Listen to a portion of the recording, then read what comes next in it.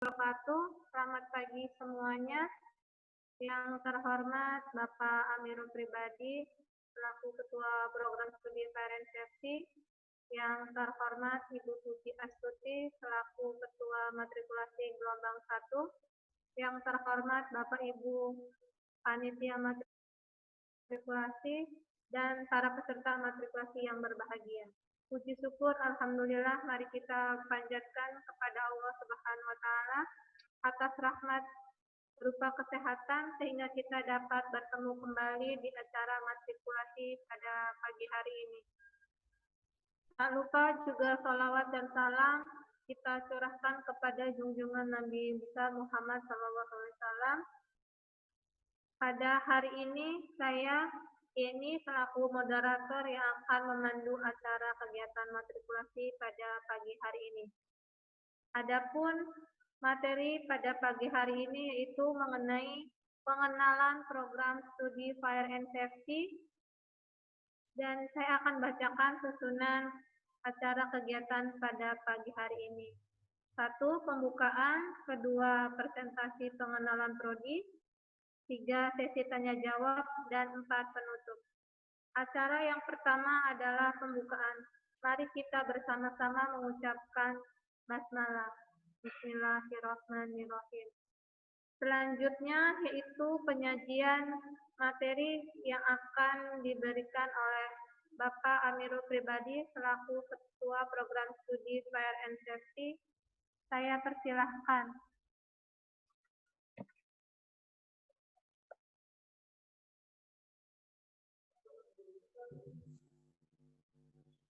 Oke, terima kasih Bu Yani. Halo. Iya Bapak, saya dengar. Monggo Pak, dipersilahkan Pak. Oke, terima kasih. Assalamualaikum warahmatullahi wabarakatuh. Selamat pagi pada para calon mahasiswa yang Akamikas Balongan. Pada pagi hari ini, jurusan atau prodi Fire Safety mendapat kesempatan untuk mempresentasikan mengenai apa itu Fire and Safety. Saya kira masih para calon mahasiswa ini masih belum banyak mengerti ya mengenai apa itu jurusan Fire and Safety. Jurusan Fire Safety itu pada prinsipnya memang relatif baru. Ya sekitar tahun 96 baru jurusan Fire Safety itu mulai ada di Indonesia. Jadi relatif baru kalau dibandingkan dengan jurusan-jurusan yang lain seperti jurusan teknik kimia atau jurusan perminyakan, jurusan fisika, dan sebagainya. Jadi dia masih relatif baru, makanya kita memaklumi kalau belum mengenal mengenai jurusan Fire Safety. Dan sebelumnya saya mau memperkenalkan dulu lah, saya lupa tadi. Nama saya Amirul Pribadi Maduretno. Saya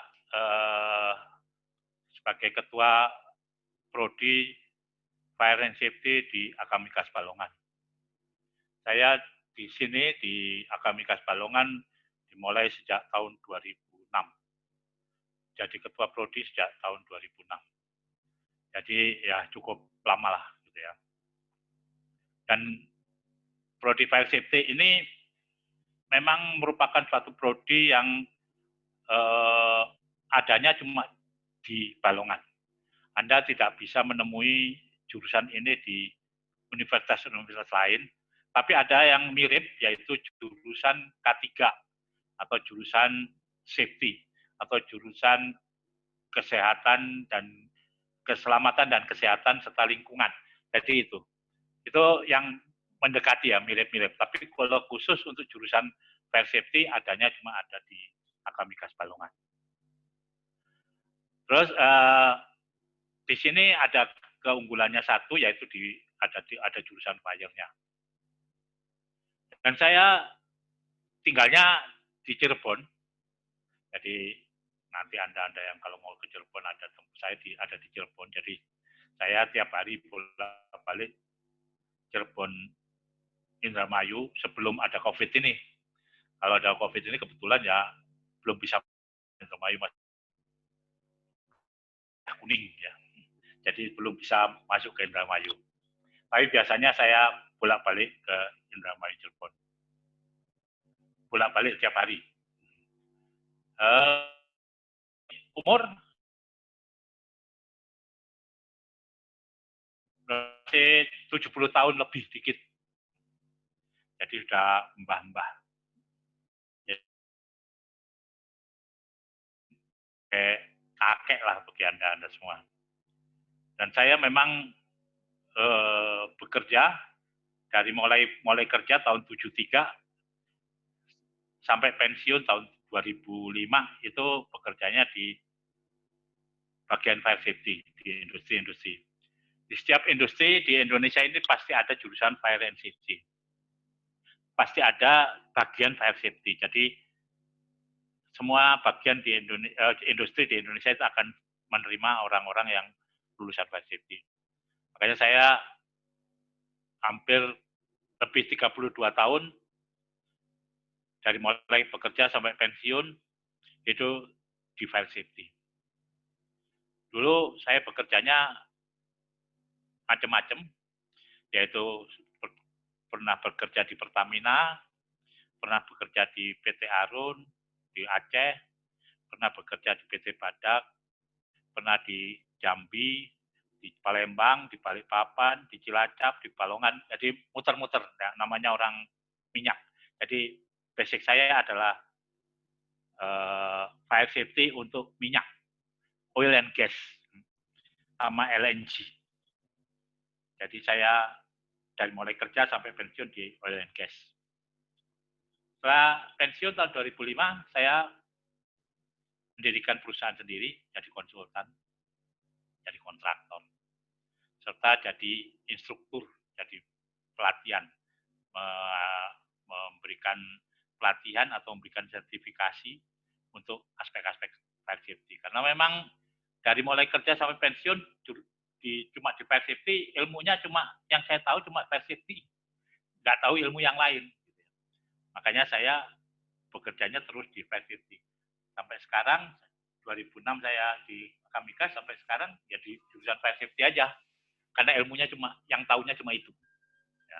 Nanti akan saya ceritakan mengenai jurusan fire safety itu apa. Dan untuk selanjutnya nanti kalau mau ada yang mau tanya dan sebagainya silahkan, nggak apa-apa. Nanti ada waktunya seperti Bu Yeni tadi jelaskan, waktunya ada khusus untuk saya jawab, tanya sepuasnya, asal waktunya nggak melebihi aja. Terus pendidikan saya di S1 jurusan fire safety juga dari UI, dan S2-nya juga dari jurusan fire safety juga dari UI. Terus saya mendapatkan pelatihan di luar, karena jurusan fire safety di Indonesia masih belum ada sekolahnya, maka terpaksa belajarnya di luar. Terutama untuk kebakaran atau fire. Fire di sini bukan kebakaran kayak damkar ya. Jadi di sini adalah pencegahan dan penanggulangan kebakaran. Jadi pada prinsipnya jurusan fire safety itu adalah ilmu untuk mencegah suatu kerugian. Jadi kerugian karena kebakaran atau kerugian karena insiden atau kecelakaan, itu semua adalah kerugian. Jadi Anda nanti diberikan keilmuan gimana caranya untuk mencegah hal-hal tersebut jangan terjadi.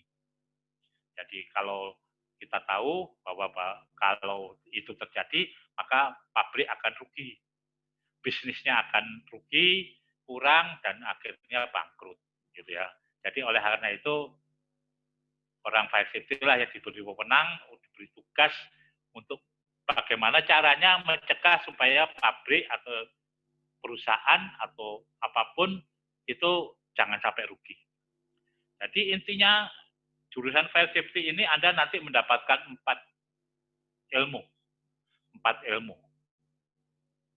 Yaitu 1 mengenai tadi kebakaran, pencegahan kebakaran maksudnya ya, bukan kebakaran, tapi kita juga diajarin mengenai penanggulangannya juga. dan kebakaran, terutama di industri. Terus yang keduanya adalah mengenai keselamatan. Safety itu adalah keselamatan. Keselamatan itu maksudnya bukan keselamatan orang jatuh, orang tabrakan itu. Itu yang kecil. Keselamatannya pabrik. Pabrik itu misalkan tiba-tiba stop, ya, nggak bisa jalan, itu nggak selamat maksudnya. Gitu ya. Jadi keselamatan itu adalah keselamatan untuk mencegah suatu kerugian. Terus kesehatan kerja. Kesehatan di sini, health ini adalah mencegah terjadinya penyakit akibat kerja.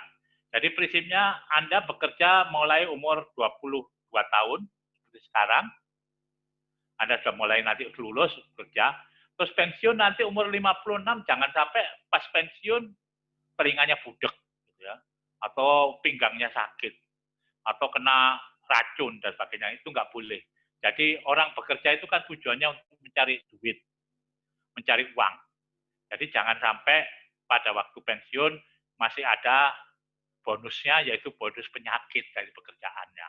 Jadi di sinilah letaknya seorang fire safety itu untuk mencegah pekerja jangan sampai terjadi ada penyakit. Ya.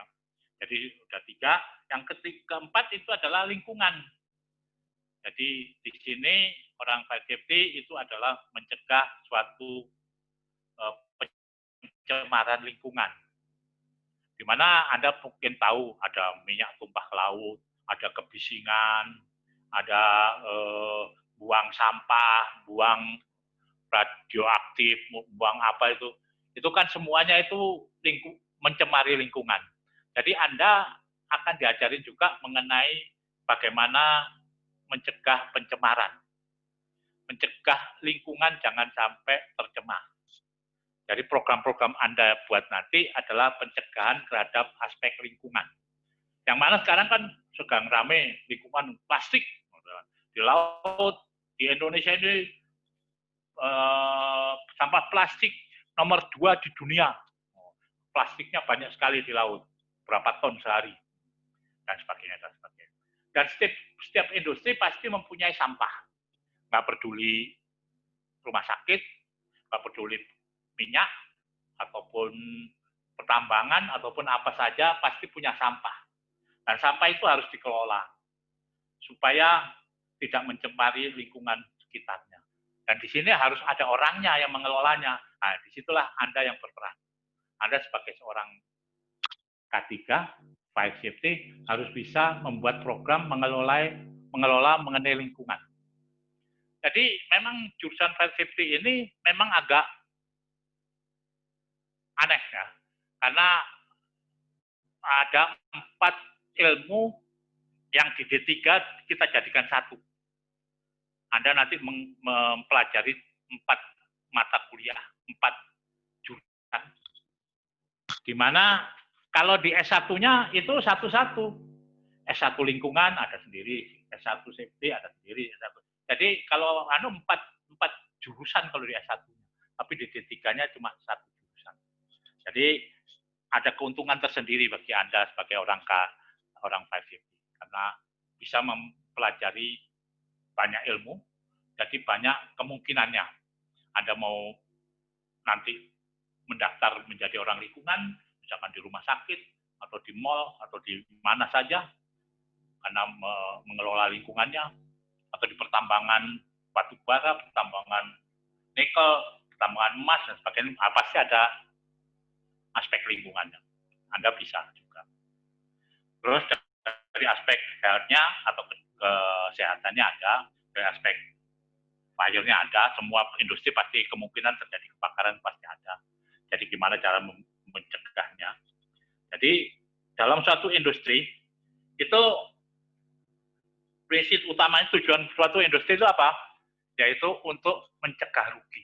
Nggak ada orang membangun suatu industri nanti rugi atau nanti bangkrut, pasti nggak ada yang mau. Jadi dalam hal ini orang yang membangun industri, orang yang menginvestasikan duitnya untuk membangun suatu industri, keinginan utamanya adalah untung. ya, untung. Padahal kemungkinan ruginya banyak. Misalkan industri kebakaran kan rugi. Ada orang jatuh, terus nimpa pompanya, itu safety-nya rugi. Terus dari orang pekerjanya sakit, kan perusahaan harus bayarin, itu rugi lagi. Terus lingkungannya pencemaran, maka dikomplain oleh masyarakat dan pengen rugi. Jadi prinsipnya orang fire safety adalah membantu perusahaan atau membuat program untuk perusahaan, menjadikan perusahaan itu bagaimanapun juga jangan sampai rugi. Atau mungkin sulit ya mencegah nggak rugi sama sekali, itu nggak mungkin. Tapi ruginya seminimal mungkin, sekecil mungkin. Jadi masih banyak untungnya daripada ruginya. Kalau ruginya banyak, pasti pabriknya tutup. Makanya itu untuk mencegah itu harus ada orang yang menanganinya, ada orang yang memegangnya, harus ada orang yang mengkoordinasikannya. Nah, disitulah letak posisi Anda nanti di dalam suatu industri. Anda sebagai orang yang mengkoordinasikan program-program pencegahan kerugian dari perusahaan itu. Karena ini sifatnya kerugian, maka di mana saja ada diperlukan orang K3 atau orang fire safety, baik di pertambangan batu bara, pertambangan emas, pertambangan apa saja, pasti ada orang fire safety-nya. Di perkebunan kelapa sawit, dan sebagainya, itu ada. Pabrik-pabrik sawit, pabrik minyak, pabrik apa saja, pasti ada orang safety-nya. Di hotel-hotel, di mal-mal, di rumah sakit, pasti ada orang K3-nya. Jadi K3 itu memang diperlukan oleh semua industri, oleh semua bisnis. Saya luaskan lagi, bukan industri, tapi bisnis. Kalau industri kan pabrik minyak, pabrik ini. Tapi kalau misalkan mall, ada mall gitu, atau ada apartemen. Nah, itu kan bukan industri, tapi bisnis. Nah, meskipun dia berupa bisnis, tapi memerlukan juga orang K3. Jadi di sini sebagai gambaran awal bahwa K3 itu begitu. Dan pendekatan K3 yang perlu Anda ketahui, pendekatan K3 itu adalah dari aspek hukum, aspek kemanusiaan, jadi menolong orang supaya jangan sampai jatuh, jangan sampai kebakar, dan sebagainya, itu aspek kemanusiaan. Sebagai aspek ekonomi tadi, yaitu jangan sampai rugi tadi, coba ya ini kembali lagi. Nah, aspek keekonomian, dan sebagai filosofinya jangan sampai membuat masyarakat dan sebagainya itu akan nggak menikmati lah itu semuanya. Terus satu lagi deh, tadi yang sebelumnya. Nah, yang terakhir adalah aspek keilmuan. Jadi K3 itu juga suatu ilmu, bukan suatu program yang lain, tapi juga ada ilmunya. Ilmunya K3 di sini adalah ilmu yang macam-macam. Jadi Anda nanti diajarin juga ilmu mengenai kimia, sipil, arsitek, mengenai material, mengenai mekanikal, dan sebagainya. Tapi dari aspek-aspek bahayanya saja.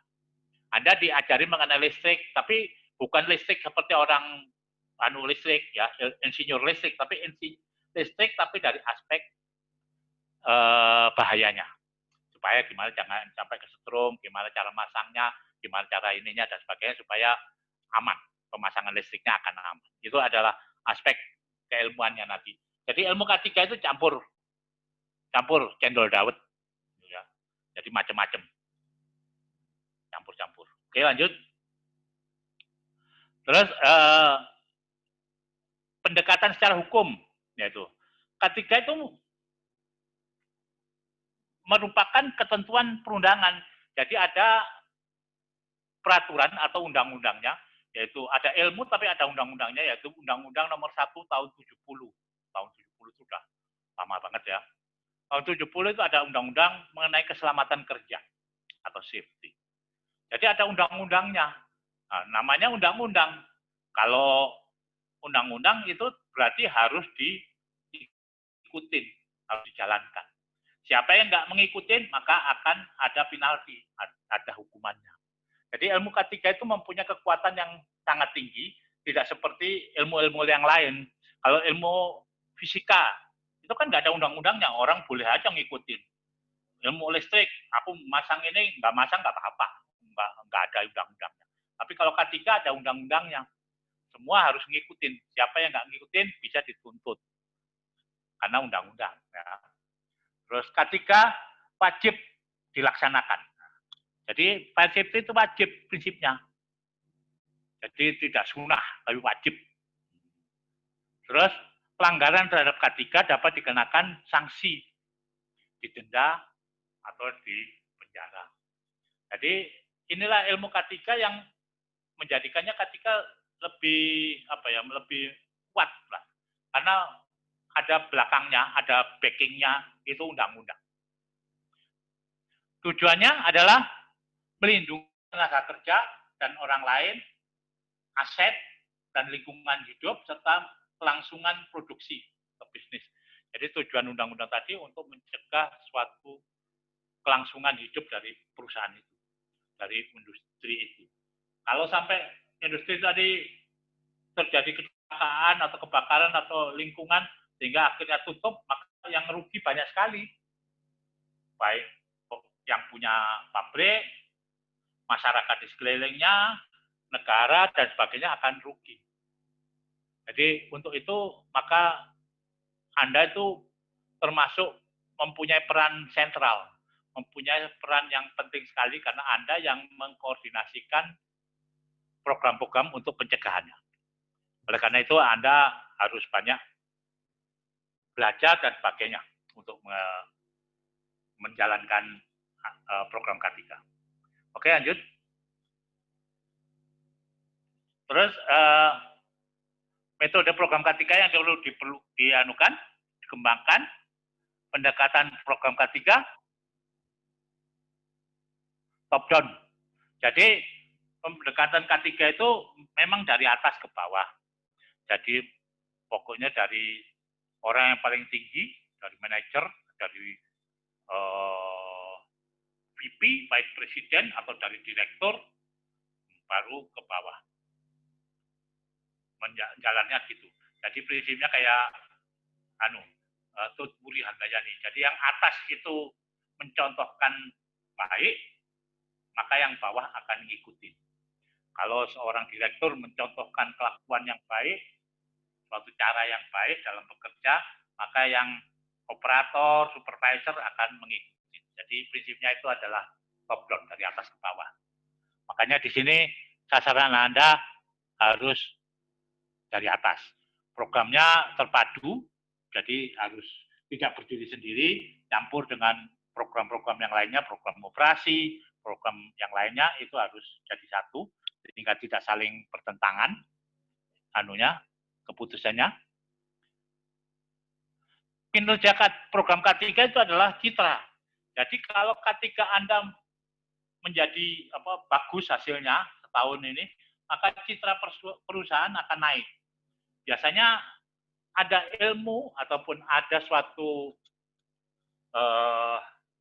di K3 itu atau di fire safety. Saya kalau ngomong K3 itu namanya fire safety ya supaya dijelaskan.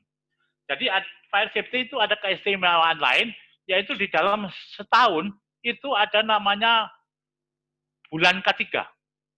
Tanggal 12 Januari sampai 12 Februari itu adalah bulan K3, bulan promosi K3. Jadi K3 itu hebatnya di situ, mempunyai bulan khusus. Di mana di dalam bulan itu setiap industri atau setiap kegiatan mempromosikan masing-masing terhadap aspek K3 di perusahaan masing-masing. Dan nanti dinilai siapa yang menang. Penilaiannya biasanya di dalam setahun yang kemarin, kinerjanya itu bagus. Di antaranya adalah tidak pernah terjadi kecelakaan selama setahun. Wah, itu sangat bagus. Dalam satu industri tidak terjadi kecelakaan dalam setahun itu adalah suatu prestasi yang cukup bagus. itu adalah hasil kerja Anda. Jangan sampai ada kecelakaan. Kalau kecelakaan, kalau ada kecelakaan berarti perusahaan itu sudah rugi. Di dalam bulan ketiga tadi dinilai siapa perusahaan mana yang hasilnya bagus. Dan nanti akan dikasih hadiah oleh pemerintah, pihak Depnaker, yang menyerahkan presiden untuk namanya perusahaan yang kinerjanya bagus. Wah, itu suatu kebanggaan. Direktur dari perusahaan itu difoto bareng presiden menerima piagam. Padahal sebetulnya piagam tadi itu hasil kerja atau hasil jerih payah Anda. Anda yang melakukan programnya. Kalau bos itu kan cuma nerima anunya aja, nerima hasil akhirnya aja. Tapi ini suatu kebanggaan bagi suatu industri, kinerjanya bagus, Anda diberi hadiah dan diperhatikan oleh presiden. Ya. Di sini letaknya K3 itu agak lebih istimewa daripada yang lainnya lah. Jadi ada ilmu-ilmu yang istimewa. Dari satu kerugian dari aspek insiden atau kecelakaan, itu kan yang menderita itu kan pekerja menderita, masyarakat menderita, negara menderita, perusahaan juga rugi. Kalau aspek kerugiannya dari tadi itu kemanusiaan dan sebagainya, itu kalau dihitung-hitung maka jumlahnya akan sangat besar. Jadi kalau ada orang kecelakaan naik tangga jatuh, kakinya patah, itu kerugiannya bukan karena cuma hanya mengganti ataupun memasukkan ongkos rumah sakit, ongkos pengobatan di rumah sakit patah kakinya orang itu, tapi banyak sekali kalau dihitung-hitung secara detailnya. Karena orang tersebut kan nggak bisa masuk, perusahaan gaji orang itu penuh, tapi nggak kerja. Itu kan rugi bagi perusahaan. Terus nanti yang ngerjain siapa? Nggak ada orangnya, terpaksa harus mencari orang lain, dibayar lagi, dan sebagainya, dan sebagainya. Itu mengakibatkan sebetulnya kerugian bagi perusahaan sangat besar sekali. Oleh karena itu, lebih mudah atau lebih gampang mendidik orang ataupun menunjuk orang, yaitu orang K3, orang Anda semua, kalau ada yang masuk ke K3 nanti, untuk mengawasi hal ini, sehingga kerugiannya bisa ditekan sekecil mungkin. Itu prinsip utama dari pencegahan kecelakaan atau safety. Istilahnya safety ya. Makanya jurusan Anda nanti namanya fire and safety. Safety itu dari efisien, dari ini adalah dari itu, kebakaran. Terus tujuan HSE dalam unit usaha itu ada beberapa, yaitu prinsipnya safe operasi. Jadi pada prinsipnya industri itu kepingin operasi pabriknya itu aman dan juga produksinya juga aman. Produksinya jangan sampai kurang atau produksinya nggak boleh ada yang lecet, jelek dan sebagainya. Oleh karena itu di sini tugas Anda adalah safe operasi dan safe produksi, di mana pada akhirnya adalah untuk mengontrol kerugian. Kontrol losses itu maksudnya mengontrol kerugian, jadi nggak boleh rugi. Kalau rugi berarti sudah Anda ada suatu kegagalan. Anda ada suatu yang salah dalam program Anda. Oleh karena itu dalam pencegahan atau program-program Anda nanti jangan sampai ada kerugian, yaitu kecelakaan, kebakaran, pencemaran, penyakit akibat kerja, kegagalan operasi, dan sebagainya. Jadi banyak yang harus Anda kontrol, yang Anda harus buatkan program, bagaimana caranya supaya nggak rugi. Fokus ke arah tujuan utama Anda adalah mencegah rugi dari suatu bisnis. Ya, itu memang kelihatannya sulit, tapi sangat menyenangkan. Karena Anda mengontrol banyak sekali. Kalau orang operasi, misalkan orang, itu kan cuma arahnya ke operasional aja, dia nggak mengarah ke lain-lainnya. Kalau yang orang listrik cuma arahnya cuma di listrik aja, nggak lihat yang lainnya. Tapi Anda melihat dari aspek semuanya di dalam pabrik itu. Dalam industri itu Anda mengontrol semuanya. Jadi pada prinsipnya kalau diumpamakan dengan di umum, Anda itu mendekati kayak pekerjaan polisi. Gitu. Mengawasi semuanya.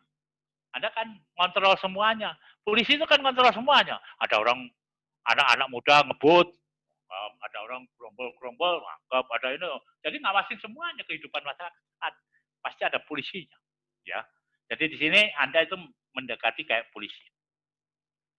Tujuannya adalah pengembangan usaha, peningkatan kesejahteraan pekerja.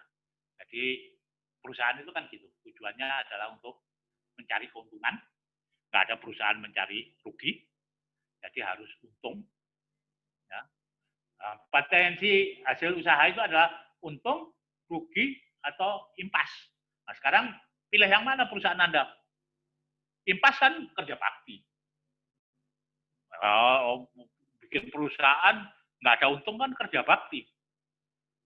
Udah capek aja, rugi capek aja. Gitu. Kalau rugi, bangkrut.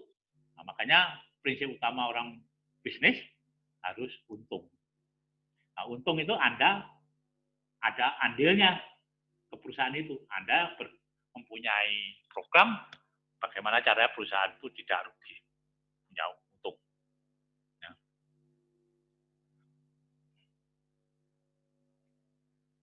Oke, nanti jawab belakangan ya itu mengenai itu. Insiden itu adalah suatu kecelakaan di mana biasanya insiden itu nggak bisa tiba-tiba terjadi. Tapi bagi orang K3 insiden itu sebetulnya kita bisa cegah. Jadi kita bisa antisipasi di mana kemungkinan terjadi insiden. Makanya kita bikin program di mana membuat pencegahan kecelakaan tadi. Jadi pada prinsipnya insiden itu bukan merupakan suatu yang nggak bisa dicegah. Insiden itu harus bisa kita cegah, bisa kita kontrol. Dengan melalui program-program Anda, maka setiap kecelakaan, setiap insiden, maka Anda bisa menguranginya. Minimum, maksimum menguranginya. Kalau bisa, 0. Jangan sampai terjadi. Ya. Insiden itu macam-macam, ada kecelakaan, ada peledakan, ada penyakit kerja, pencemaran, dan sebagainya. Itu adalah suatu insiden. Ya, insiden semua. Oke, lanjutkan. Kerugian insiden ya banyak. Tadi itu sudah saya sebutkan, kerugiannya banyak ya, terhadap pada prinsipnya bisnisnya akan rugi. Itu yang kita harus hilangkan atau kurangi. Oke, lanjut.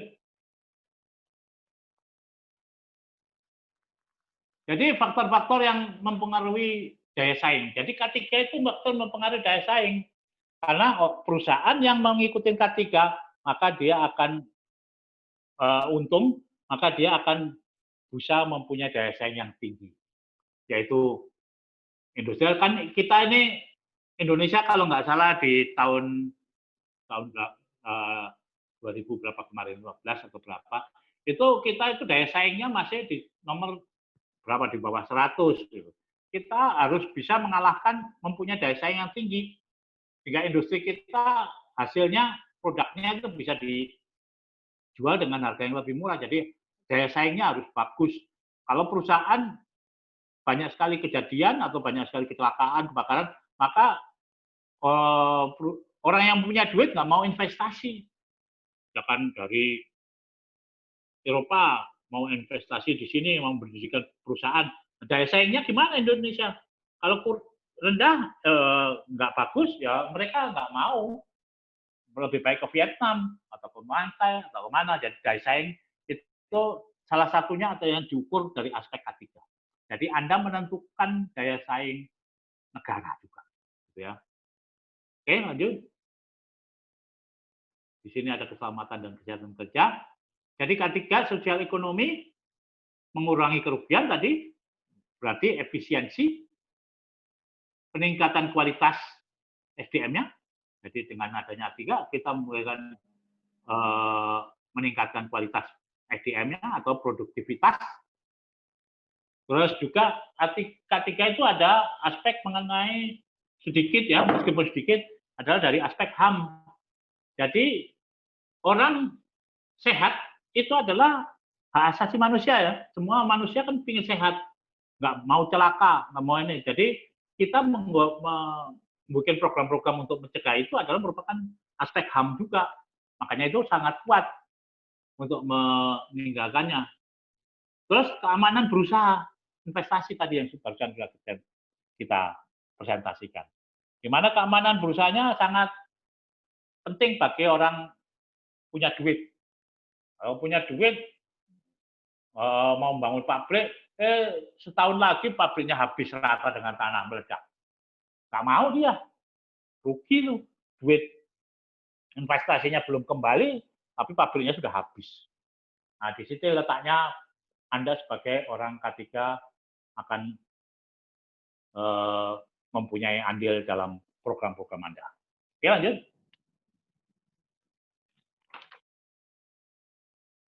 Ya, lanjut. Jadi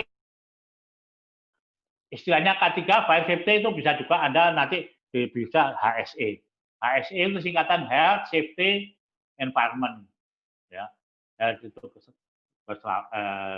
kesehatan, safety tadi kecelakaan, safety keselamatan, itu lingkungan. Jadi itu. Jadi HSE dalam globalisasi, dalam pekerjaan untuk global, jadi ilmunya itu ilmu global HSE itu, di mana kita itu akan bersaing. Nah, itu memerlukan HSE, kompetitif. Setiap industri mau bersaing dengan luar, itu perlu orang HSE. Tadi HAM menilai dampak dari dunia, itu juga orang HSE, dan memakai standar program-program K3 itu atau HSE itu ada standar-standar secara internasional yang harus diikuti oleh seluruh negara di dunia. Misalkan Anda pernah dengar nggak ISO 14.000 mengenai lingkungan, ISO 45.000 mengenai safety, ISO ini mengenai. Jadi ada ISO. ISO itu adalah suatu standar kinerja dari suatu industri. Bisa diukur dan nanti bisa diadu atau dibandingkan antara industri di Indonesia dengan industri di mana gitu, ada standar sudah mengikuti ISO nggak gitu. Jadi orang yang membeli produk Anda akan mensyaratkan perusahaan tersebut harus pakai ISO. Nah, untuk menjalankan ISO atau mempraktekkan ISO, tidak ada orang lain yang bisa. Cuma orang fire safety lah yang akan menjalankan, yang membuat program-programnya. Karena ISO tersebut memang ilmunya orang K3. Jadi Anda harus menyiapkan supaya perusahaan Anda bisa mendapatkan ISO, sehingga perusahaan Anda bisa go internasional dan sebagainya. Oke, lanjut. Nah, ini contoh tahun lalu waktu itu menteri perindustriannya adalah Ibu siapa, perempuan tadi. Maka K3 menjadi indikator penting bagi produk yang berkualitas. Jadi kalau K3-nya bagus, pasti produksinya pasti bagus. Gitu. Indikatornya adalah di aspek K3. Karena K3 itu ada ISO-nya. Sehingga ISO tadi itu sebetulnya adalah aspek kualitas. Jadi segini sebagai contoh Anda ya. Misalkan Anda mau beli Honda BP, Yamaha BP, Suzuki BP, dan Kawasaki BP. Mana yang bagus? Yang Anda pilih yang mana? Sama semua, misalkan 100 cc-nya sama. Cc-nya sama. Kan harganya beda-beda. Makanya disinilah diberikan ISO, supaya pembeli itu tidak bingung.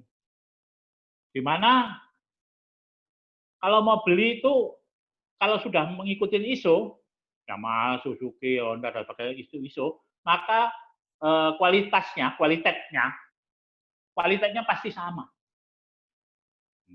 Cuma ada modifikasi mengenai stripnya diwarnain ini, bentuk anunya, bannya ini, itu modifikasi. Tapi secara kualitas engine-nya, kualitas motornya itu sama.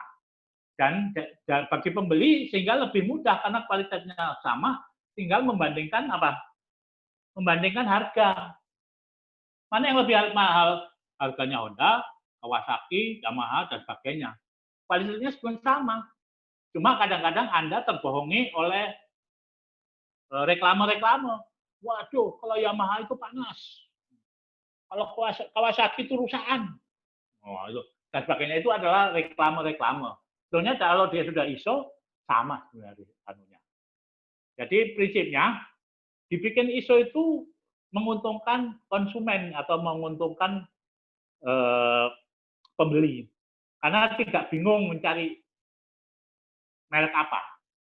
Karena kalau sudah tanya ISO-nya gimana ada, ya sudah itu berarti kualitasnya bagus. Sekarang tinggal menentukan harga. Harganya Honda, Yamaha, Kawasaki, mana yang lebih murah atau lebih mahal. Nah, itu Anda kan tinggal gitu aja bikin. Jadi kalau membuat suatu produk, Honda PP tadi, harga mahal, kualitas bagus, itu mudah. Ya? Kalau Anda membuat suatu produksi, tapi kualitasnya sangat bagus, tapi harganya mahal, gampang. Yang sulit itu adalah membuat suatu produksi, kualitasnya bagus, harganya murah. Di sinilah letaknya ISO tadi untuk menekan si produser, si pembuat manufacturing, supaya ada inovasi sehingga membuat produksinya lebih murah. Nah, itu sehingga menguntungkan konsumen. Itu pada prinsipnya isu itu. Dan yang mengelola isu itu Anda. Jadi Anda punya program-program yang sangat bagus untuk kemajuan daripada industri Anda. Jadi prinsipnya ruang lingkupnya K3 itu penerapan prinsip dari semua prinsip sains. Jadi ada Anda nanti diajar mengenai kimia, mengenai fisika, mengenai matematika, mengenai listrik, mengenai mesin, dan sebagainya. Pokoknya segala macam itu ada, tapi dari aspek bahayanya saja. Pada risikonya apa? Jadi kita ingin tahu misalkan bangun rumah, risikonya roboh nggak? Waduh, kurang batanya kurang besar ini. Jadi semua aspek itu kita perhitungkan risikonya, dampaknya. Jadi kita itu mencegah risiko. Ya. Jadi mengenai itu kita harus fisik online, biologi juga ada, dan pokoknya semua materi ada. Ada terapan di industri, Anda terapannya di mana-mana, mau di industri, di kereta api ada orang ketiganya, di penerbangan ada orang ketiganya, di perkapalan, di perhubungan, di pelabuhan, di kereta api dan sebagainya ada orang ketiga. Karena ketiga itu nggak ada batasnya. Pokoknya semua ada bahayanya pasti ada orang ketiga. Di situ ada bahaya nggak? Ada, berarti orang ketiga harus ada. Suatu bisnis ada bahaya, ada orang ketiga. Di kontraktor bangun rumah, kontraktor bikin jalan tol, kontraktor bikin gedung tingkat, makanya pasti ada orang ketiga. Orang ketiga itu karena ada bahayanya. Setiap ada bahaya pasti ada orang ketiga. Itu aja prinsipnya. Ya, Jun.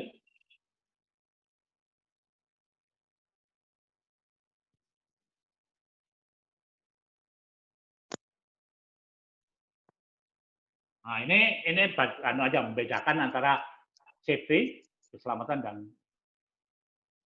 health, apa kesehatan. Nanti akan kalau health itu biasanya agak lama. Misalkan Anda terpapar suara mesin yang keras, nanti 10 tahun lagi telinganya budak. Itu kesehatan. Kesehatan kerja itu. Tapi kalau kecelakaan, Anda kejatuhan bautnya pompa, jatuh, benjol. Itu namanya safety, keselamatan. Jadi kalau health itu biasanya jangka waktunya lama, kalau safety biasanya jangka waktunya langsung. Dan di sini, tapi sama-sama dalam kontrol Anda ya. Jadi nggak ada bedanya, semua termasuk Anda yang kontrol. Lanjut.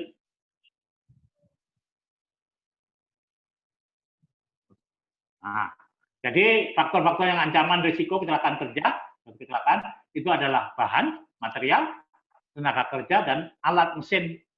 Jadi sekarang itulah tiga-tiga inilah yang Anda harus kontrol. Mengenai bahan dengan tenaga kerja itu ada kesehatan, ada debu, sehingga Anda nanti rusak paru-parunya, gimana cara mengontrol debunya, atau dingin atau beracun. Kalau dari tenaga kerja dengan alat, itu keselamatannya, jatuh, kejepit, dan sebagainya. Ya. Terus kalau alat dan bahan itu adalah lingkungannya. Jadi pada prinsipnya pokok faktor-faktor ancaman itu dari tiga ini aja yang perlu kita kontrol. Dari bahan, dari alat, dan dari tenaga kerja. Ini yang pakai titik ukur Anda untuk membuat program. Yang mana yang mau Anda kontrol? Bahannya yang Anda kontrol, orangnya Anda kontrol, ataupun alatnya Anda kontrol. Salah satu yang dikontrol aman. Gitu ya.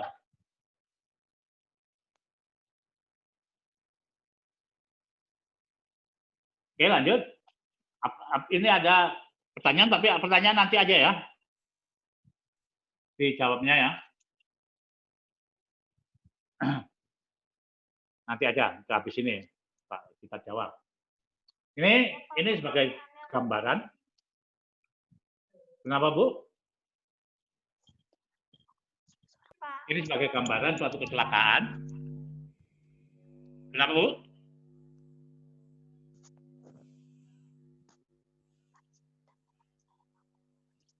Suaranya hilang. Halo? Lanjut, Pak. Lanjut, Pak. Oke. Jadi ini gambaran suatu kecelakaan itu seperti gunung es. Yang kelihatan itu cuma dikit di atas, padahal di dalamnya besar. Jadi seperti contoh tadi, ada orang jatuh dari tangga, kakinya patah, itu ongkos rumah sakit dan sebagainya cuma yang di atas air itu aja yang kelihatan. Padahal kerugian yang bagi perusahaan sangat besar. Nah inilah, maka dengan adanya ini, maka industri itu perlu mendapatkan pendidikan atau mendapatkan pencegahan untuk mencegah jangan sampai terjadi. Oke, lanjut.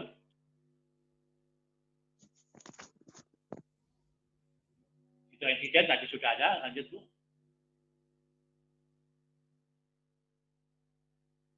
Program pencegahan kecelakaan apa? Tuntutan konsumen. Jadi kita membuat program kecelakaan itu karena ada banyak tuntutan konsumen, kepingin lebih bagus. Terus peraturannya dan sebagainya. Dan inilah implementasi dari K3. K3 itu meliputi apa saja anunya, skopnya. Ya, ini ada aspek operasi, aspek itu apa? Transportasi, fasilitas, dan sebagainya. Jadi sangat banyak sekali aspek-aspek yang dicakup oleh K3. Oleh karena itu skopnya sangat besar, sehingga Anda hampir harus mengontrol semua kegiatan di dalam industri itu. Hampir. Ya, hampir, enggak semua tapi. Enggaknya 60%, 75% itu Anda ikut dalam kegiatan industri itu. Karena Anda fungsinya adalah mencegah kerugian. Oleh karena itu, risikonya juga ada, yaitu Anda harus belajar yang banyak. Anda harus belajar mengerti mengenai pabrik, mengerti mengenai, kalau misalkan misalkan sebagai contoh ya, di teknik perminyakan, gitu. Orang K3 juga diperlukan teknik perminyakan. Yaitu kita harus mengerti mengenai dasar-dasar pengeboran, dasar-dasar mengenai produksi, dasar-dasar mengenai kilang, marketing, dan tapi dari aspek-aspek bahayanya. Kalau dibor ini, kalau nanti orang pada waktu mengangkat pipa, pipanya jatuh, kecelakaan. Jadi K3 ikut dalam aspek pencegahan kecelakaan di pengeboran. Jadi Anda yang menentukan. Jangan sampai ini, kalau pengeborannya nggak aman, kan hasilnya nggak cukup, nggak bagus. Oleh karena itu kita ikut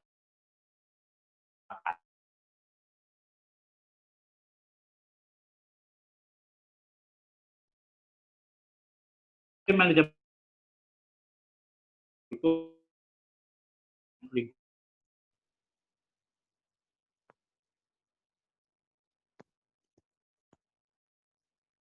Jadi di sini ada macam-macam mengenai daur ulang, dari pencegahan, dari mulai beli material sampai buang itu adalah Anda mengontrolnya. Misalkan Anda beli baygon Anda mau Anda buang, gimana cara buangnya? Bekas kalengnya baygon. Sekarang sudah ada peraturannya, nggak bisa kaleng baygon kita buang ke tong sampah.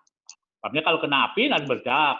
Kalau nanti dianu orang keracunan, dipakai untuk bunuh diri dan sebagainya. Makanya itu untuk pembuangan ada cara-caranya. Makanya Anda dalam mengontrol bahan-bahan beracun itu buangnya kayak gini, harus Anda bikin aturannya. Harus dibikin kayak gini, misalkan digali dulu sampai 2 meter baru buang, dipendem gitu. Jadi ada aturan-aturannya untuk pembuangan bahan-bahan berbahaya. Oke, lanjut. Ya. Jadi semua limbah di rumah sakit itu ada juga mengontrol, misalkan Anda nanti kerja di kontrol di rumah sakit, misalkan bekas-bekas operasi, tangan-tangan, potongan tangan, itu diapain? Apakah dibuang di tong sampah? Dimakan kucing lagi. Bekas-bekas usus. Itu ada yang ngatur. Itu dibakar atau gimana? Itu ada membuat program-programnya. Jadi segala aspek yang membuat suatu pencemaran dan sebagainya itu ada harus siapkan. Kalau mau dibakar berapa derajat untuk bisa menghancurkan potongan tangan tadi. Kalau bakar pakai kertas nggak hancur tangan. Misalkan harus bikin apinya harus panasnya 800 derajat baru bisa hancur. Itu Anda yang menentukan. Anda itu wewenangnya sangat tinggi, sangat besar sekali. Oke, lanjut. Oke, lanjut. Lanjut. Oke. Jadi prospek K3, Anda itu K3, di K3 di sini kan D3 di vokasi, tapi Anda bisa melanjutkan nanti mungkin pada waktu Anda mungkin sudah jadi D4. Jadi Anda itu dalam K3 di Akamikas adalah pendidikan vokasi, istilahnya pendidikan kejuruan, keterampilan di mana Anda bisa langsung kerja di industri tanpa melalui training-training. Di mana Akamikas Balongan mendidik, menyiapkan tenaga kerja K3 siap pakai. Tenaga madya, AMD ya, masih D3. Kalau nanti D4 menjadi sarjana.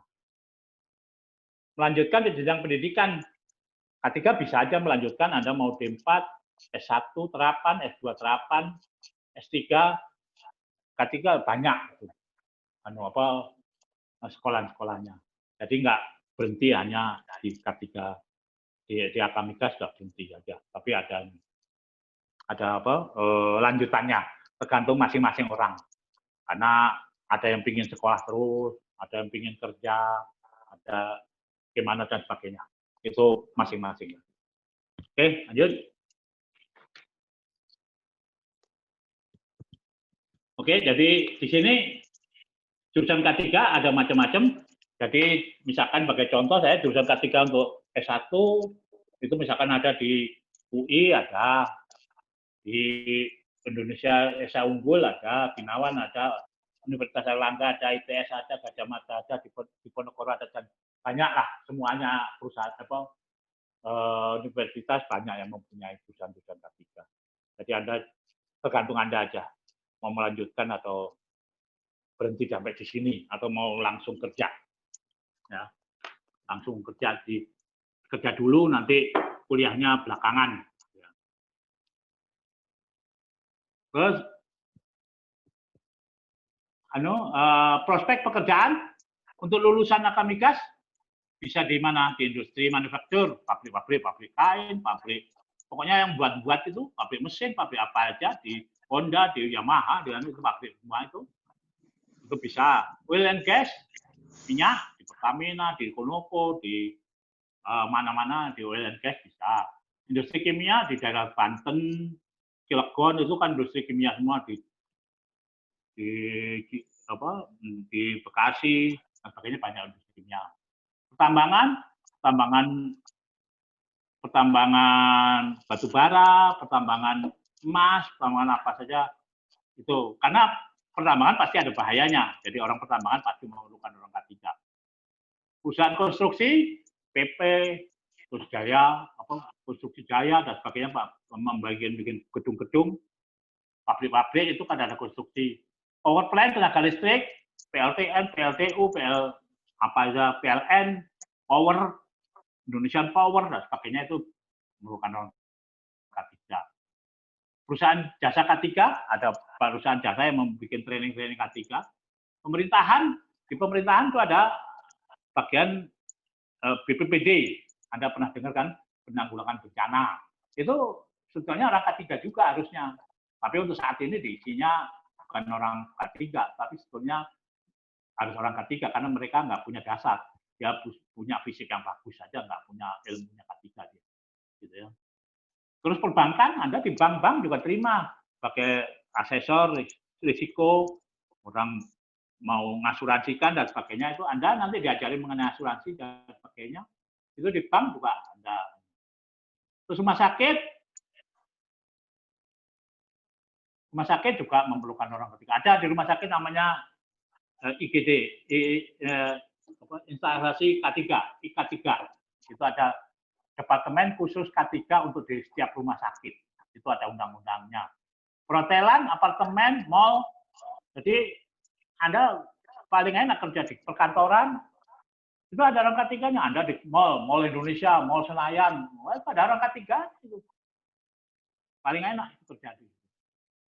Di hotel-hotel juga ada. Transportasi, kargo, pelabuhan, kereta api, airport, asuransi, eksplorasi tadi minyak, produksi, kilang, marketing, penjualan kimia, penjualan dan sebagainya, konstruksi tadi sudah, pengelolaan B3, bahan berbahaya, beracun, itu kan perlu dikelola, tadi kan harus ada dibuangnya gimana caranya, ngumpulinnya gimana, itu orang pengelolaan B3. Konsultan, inspektor, jasa makanan, makanan pun perlu K3 makanan itu ada. Jadi kayak misalkan tuh catering di Garuda untuk makan orang penumpang Garuda itu kan banyak pekerjaannya di catering itu. Ntar ada tangannya kena pisau untuk kepukul. Jadi ada orang yang ngawasi jangan sampai ada kecelakaan di suatu catering itu.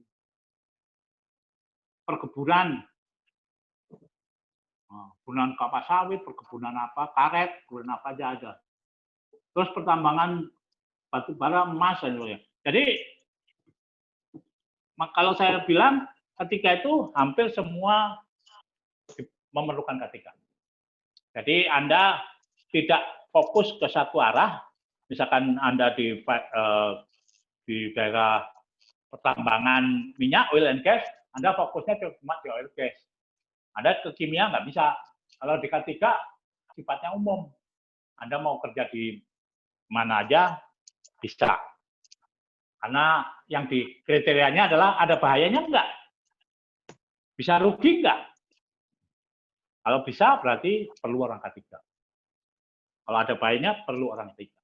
Nah, itu aja itu prinsip utamanya orang K3. Jadi Anda kemungkinannya besar lah, kemungkinannya besar. Jadi saya ingin memberikan suatu kuesioner ya. Tujuan dari motivasi. Sekarang saya ingin tahu, Anda memilih jurusan K3. Nah, jurusan apa? K3. Alasannya apa? Kira-kira Anda. Nah, itu kan. Anda bisa, alasannya, wah, mungkin K3 itu enak, atau K3 itu gampang, atau K3 itu aku bisa, dan sebagainya. Itu kan memilih jurusan sekarang ini, Anda itu kan memilih suatu jurusan. Jadi Anda harus mulai start. Start Anda dalam hidup nanti itu sekarang ini. Anda salah pilih jurusan, maka Anda akan menerima dampaknya sendiri. Gitu ya. Kalau betul, maka bagus. Kriterianya apa itu? Harapan Anda apa untuk jurusan K3 ini? Anda? Dengan memilih jurusan ini, Anda mengharapkan apa? Biasanya, kalau harapan Anda sama harapan orang tua Anda itu pada prinsipnya sama, yaitu bisa cepat kerja, bisa dapat duit, cepat, mudah dapat kerja. Nah, gitu. Itu prinsip utama Anda ataupun orang tua Anda itu di situ. Nah, sekarang makanya Anda jangan sampai bertentangan dengan keinginan orang tua juga. Orang tua mengharapkan itu, gitu ya. Dan jadi di sini pada prinsipnya adalah kemungkinannya untuk dapat pekerjaan besar atau kecil untuk jurusan. Kalau kemungkinannya besar, berarti Anda kemungkinan lebih cepat bekerja, lebih cepat dapat duit. Itu prinsipnya. Kalau kemungkinannya kecil, nanti lama nungguin dipanggil kerjaan, nggak dapat duit-duit. Jadi itu prinsip utama daripada pemilihan suatu jurusan, menurut saya. Ya. Jadi Anda harus mempertimbangkan baik-baik mungkin, sehingga apa yang diharapkan oleh orang tua ataupun oleh Anda sendiri bisa terpenuhi. Oke, saya kira itu yang paling gampang ataupun paling nanti Anda bisa lebih lebih baik lagi kalau Anda ada pertanyaan, silakan. Tadi sudah ada pertanyaan satu, gimana Bu Yani? Langsung pertanyaan jawab? Iya Pak. Baik Pak, akan saya sampaikan pertanyaannya Pak. Dari Angger Setio Aji, di sini seberapa penting sertifikat K3 dan apa saja sertifikat yang didapat di Fire and Safety Akamigas Balongan? Mohon penjelasannya. Monggo Bapak silakan. Ya, sertifikat itu adalah pendamping ijazah. Jadi Anda lulus dari Akamigas nanti, itu yang Anda dapat adalah ijazah. Nah, ijazah itu belum menceritakan kemampuan Anda sebenarnya. Di dalam suatu industri yang diperlukan itu biasanya adalah kompetensi. Kompetensi itu adalah ada 3 macam, 3 isi, yaitu skill. Skill itu adalah kemampuan, terus knowledge itu adalah ilmu, keilmuannya, dan skill, knowledge, attitude atau ke tingkat kegiatannya. Ya. Jadi di dalam Anda kuliah 3 tahun di Akamigas, maka Anda itu yang paling banyak fokusnya adalah di knowledge. Di kuliah manapun, mau di kuliah di UI, ITB, ataupun di mana aja, fokusnya adalah di ilmunya. Tetapi untuk pengalamannya mungkin masih terlalu kecil. Sehingga Anda tidak bisa langsung diterjunkan ke suatu pekerjaan, langsung kerja. Anda diterima misalkan di Honda, misalkan. Anda nggak bisa langsung kerja di situ, karena selama 3 tahun Anda dikasih cuma banyakkan knowledge. Makanya untuk menutupin skill atau pengalaman, maka diberilah atau Anda harus mengambil sertifikat. Sertifikat itu adalah keahlian, keterampilan. Jadi Anda harus sertifikatnya banyak, macam-macam. Anda mau sertifikat apa? Kan Anda nggak bisa ngelas. Anda ambil sertifikat ngelas. Boleh. Membuat untuk pekerja di ketinggian. Karena ada pekerjaan-pekerjaan konstruksi di tinggi-tinggi. Anda belum punya sertifikat untuk ketinggian. Maka Anda mengambil sertifikat ketinggian. Jadi sertifikat itu penting tergantung pada yang diperlukan perusahaan Anda. Jadi sebagai sertifikat itu sebagai pembuktian bahwa Anda sudah mampu untuk menjalankan tugas itu. Kalau zaman dulu sebagai cerita saya, kalau zaman dulu di dalam koran Kompas misalkan diperlukan insinyur mesin, tapi kan di belakangnya ada pengalaman 2 tahun. Nah, kalau orang baru lulus mana kapan bisa bekerjanya kalau pengalamannya nol.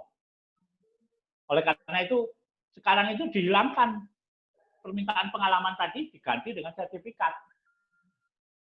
Jadi diperlukan orang K3 yang mempunyai sertifikat K3 umum. Nah, itu. Jadi Anda bisa langsung ikut masuk. Tidak usah nunggu sampai punya pengalaman. Anda punya baru lulus kok cari pengalamannya kapan? Untuk mencari pengalaman 2 tahun kan Anda harus kerja 2 tahun. Padahal diterima aja belum. Makanya itu sertifikat adalah penting untuk mengganti tadi itu skill, keterampilan. Karena pendidikan keterampilan ini diatur oleh suatu peraturan undang-undang, di mana trainingnya dilakukan oleh organisasi tertentu. Ada 3 di Indonesia, yaitu sertifikat K3 Migas, khusus untuk orang-orang yang bekerja di migas. Ada sertifikat K3 lainnya selain migas, misalkan konstruksi, kimia, jalan, perkebunan, dan sebagainya, itu dikeluarkan oleh Depnaker sertifikatnya. Terus ada namanya sertifikat dikeluarkan oleh BNSP, Badan Nasional Sertifikasi Profesi. Jadi Anda sebagai ahli K3, berarti Anda sudah bisa menunjukkan sertifikat ahli K3 dari BNSP. Itu adalah merupakan salah satu persyaratan. Ya. Jadi istilahnya SPI, namanya sekarang ini namanya SPI, sertifikat pendamping ijazah. Jadi ijazah aja tidak cukup. Di universitas manapun begitu. Jadi perusahaan itu nggak mau rugi. Kalau zaman saya dulu, perusahaan tuh menerima saya, setelah diterima baru di-training sama mereka. Nah, kan untuk men-training itu biayanya besar. Jadi perusahaan rugi. Sekarang perusahaan tuh maunya orangnya siap pakai. Jadi Anda harus menyiapkan diri Anda sendiri untuk siap pakai. Jadi perusahaan nggak mau bayar lagi untuk training. Nah, buktinya apa? Ya sertifikat tadi.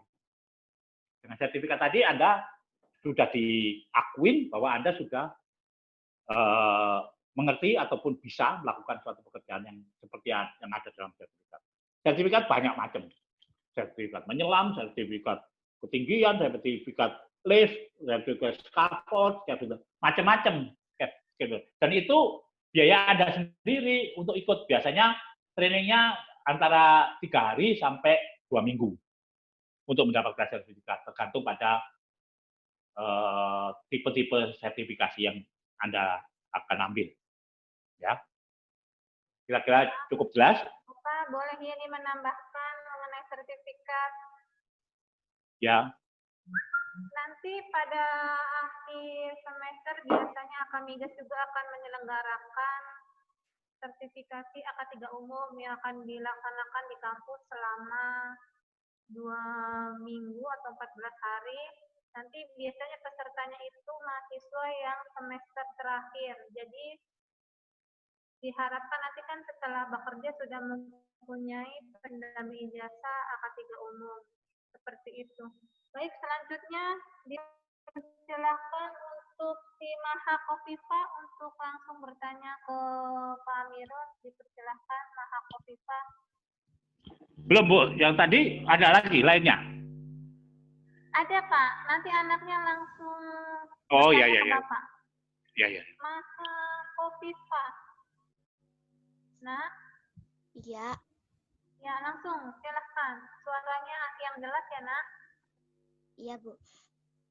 Assalamualaikum warahmatullahi wabarakatuh. Saya mau Pak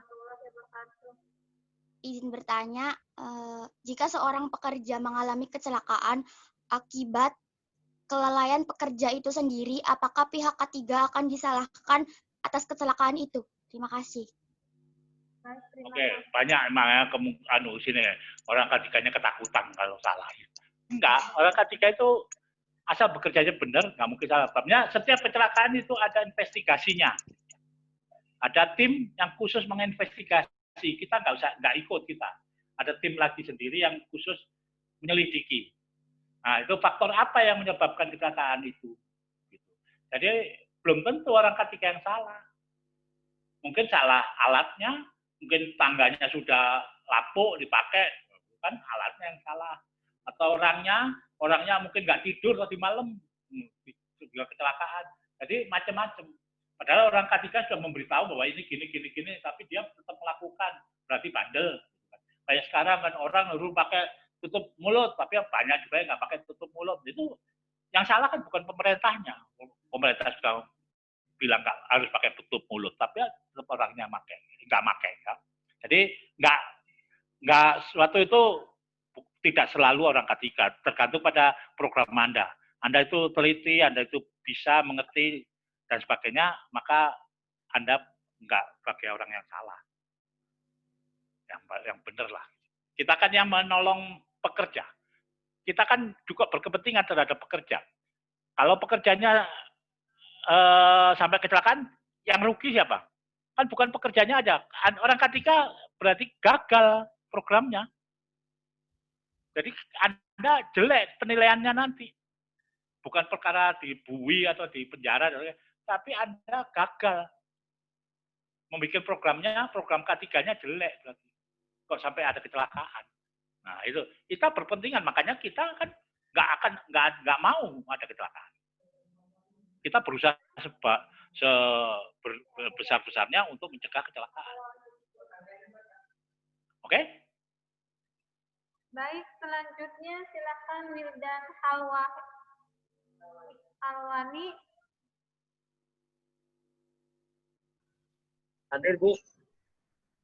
Ya. Wildan, Ya, silakan, Pak. Pak. Ya, Assalamualaikum warahmatullahi wabarakatuh. Waalaikumsalam. Sebelumnya izin bertanya, kan biasanya di proyek-proyek itu ada yang namanya mandor, Pak. Nah, itu apakah fire safety dan mandor itu juga sama itu kualitasnya, tingkatnya? Kalau orang fire safety itu nggak bisa dijadikan mandor. Kekecilan. Jabatan Anda paling rendah adalah supervisor. Karena kalau mandor, negur GM nggak bisa. Mandor itu nggak bisa negur kepala bagian itu nggak bisa. Kejauhan. Yang mandor itu kan sersan lah kalau kita umpamakan. Sersan negur jenderal bisa nggak? Mungkin nggak. Padahal Anda memegang undang-undang. Anda itu berkepentingan penuh. Jangan. Bukan mandor Anda. Bukan mandor, bukan operator. Ya, bukan operator Anda itu. Anda nanti adalah supervisor minimum. Kalau mandor itu mengkoordinasikan pekerjaan anak buah aja. Bukan keluar. Ya. Jadi fungsi Anda nanti supervisor. Karena fungsi Anda mengadakan inspeksi, mengadakan audit, mengadakan investigasi, dan itu semua yang Anda lakukan adalah orang-orang yang pangkatnya cukup tinggi. Jadi nggak bisa kalau orang bawah investigasi orang atas, nggak mungkin. Anda ngontrol di pabrik, jalan-jalan di pabrik. Wah, ada orang yang misalkan membuat suatu kesalahan, Anda tegur, nggak boleh. Nah, itu kebetulan yang Anda tegur tadi, misalkan dia itu pangkatnya kapten. Anda itu nggak boleh, pangkatmu apa? Gitu kan Anda nggak bisa ngomong dah. Kamu pangkat curu aja kok masih negur-negur. Nggak mungkin. Jadi Anda harus lebih tinggi. Ya. Kekuasaannya harus tinggi. Kekuasaan tinggi itu nggak mungkin di level bawah. Oke? Minimum supervisor, itu aja sebagai pegangan. Satu lagi ya Pak. pertanyaan dari Alfikam.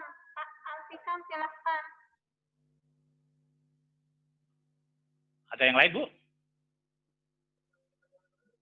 Perempuan tadi saya lihat tadi. Perempuan di K3 nggak masalah. Semua bisa. Cuma kadang-kadang masalahnya itu kalau orang K3 perempuan dikonstruksi, Anda tahu sendiri pembangunan misalkan gedung bertingkat 10 itu kan yang bekerja di situ kan orang kasar semua. Biasanya kalau orang ketiga itu kan biasanya keliling-keliling ingin periksa ada bahaya dan sebagainya. Itu biasanya lah anak-anak cowok-cowok yang kerja itu biasanya ribut, gitu aja. Tapi sebetulnya nggak apa-apa, boleh-boleh aja, nggak masalah. Ya, perempuan lagi nggak masalah. Ini kadang mahasiswa saya yang perempuan tambah lebih banyak.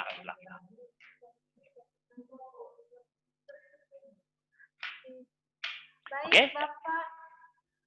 Karena keterbatas waktu, pertanyaannya cukup untuk sekian Bapak. Nanti bagi mahasiswa calon mahasiswa yang pengen lebih lanjut mengetahui PRSFT, nanti bisa menghubungi Pak Mirul atau bertanya ke Ibu Pipit, nanti bisa menghubungi panitia untuk meminta nomor teleponnya. Oke. Kasihkannya aja lah. Diberitahukan Bu Pipit mungkin bisa ngasih nomor telepon. Iya. Baik, Pak Mirul, terima kasih atas pemaparannya. Terima kasih, selamat. Sudah selesai. Demikian tadi acara pengenalan Prodi PRSFT. Untuk penutup, mari kita membaca Alhamdulillah. Alhamdulillah. Saya sebagai moderator mohon maaf bila ada kesalahan. Assalamualaikum warahmatullahi wabarakatuh. Waalaikumsalam warahmatullahi wabarakatuh. Sebelum please kita foto bersama dulu, tolong videonya diaktifkan dan mohon menghadap ke depan semua sebagai dokumentasinya. Bapak maaf agak maju. Bapak untuk foto bersama. Baik ya, siap ya. Yang slide pertama, sampai Randy Miftah. Kalau Bu jangan gaya Bu. Siap ya. Gaya gila Bu gila gede. 2,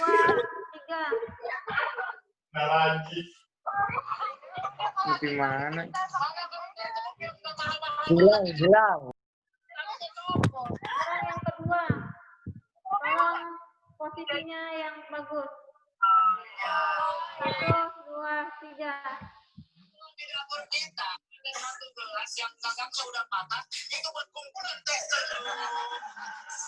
Yang ketiga, tolong Andri Gilang Buana, ini nak diaktifkan videonya. 1,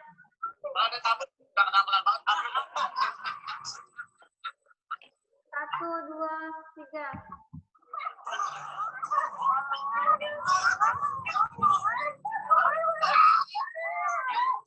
Yang keempat. 1,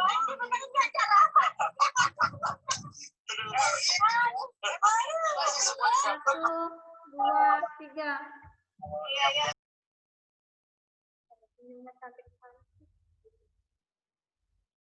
Yang kelima.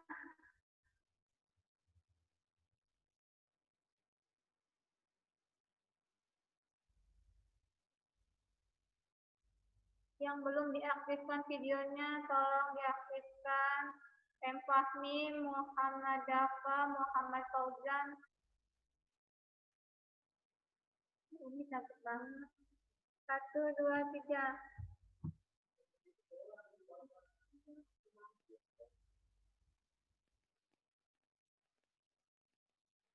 Sekarang slide yang terakhir.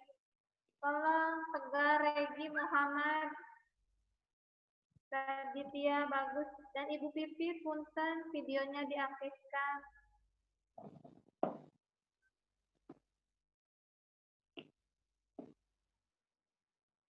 1, 2, 3.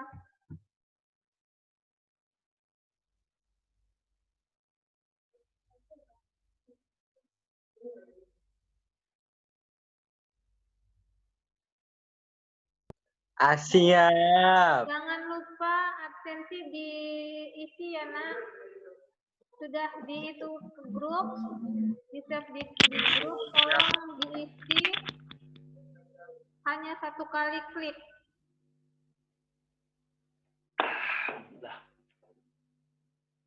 Sudah di chat juga sudah ada, silahkan diklik absensinya dan hanya 1 kali. Terima kasih Sampai Ibu. ketemu besok. Terima kasih atas waktunya. Safety health, safety safe, dan tetap di rumah saja. Sampai ketemu besok. Wassalamualaikum Stay safety. warahmatullahi wabarakatuh. Stay safety guys. Waalaikumsalam warahmatullahi wabarakatuh. Woi. Yo guys. Hi vlog, Gua welcome. Tegar dari Perminyakan guys. Hi vlog, welcome to my guys. Lagi pada ngapain? Selur. Slur, ngebosen slur. Sepak ngopi. Apa? Wow. Itu tadi. Ya Allah, kira lagi. Godes. Aduh.